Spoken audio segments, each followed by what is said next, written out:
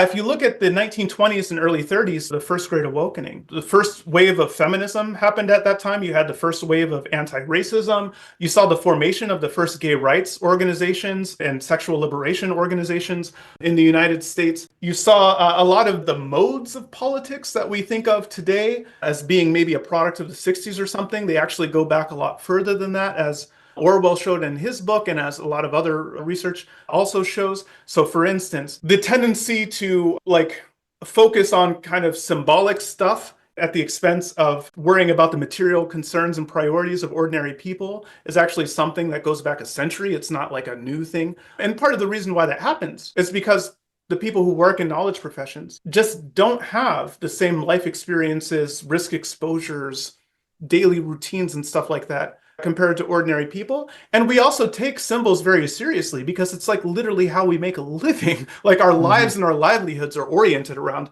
the production and manipulation of symbols. So we take them very seriously in a way that's not true for other people who are providing physical goods and services to people. And so this kind of gap also goes back really far. Versions of intersectionality where you have like all of these different causes and you try to accomplish everything at once goes back a century. So Orwell has this quote that runs something like this.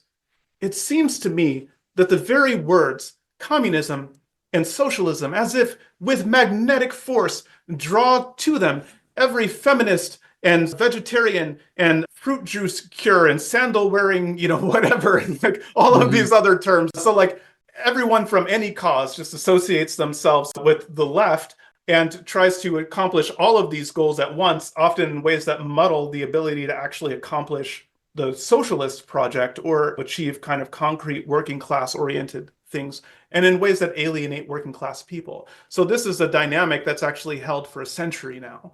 And so there's a lot more in common between these awakenings than a lot of people might think.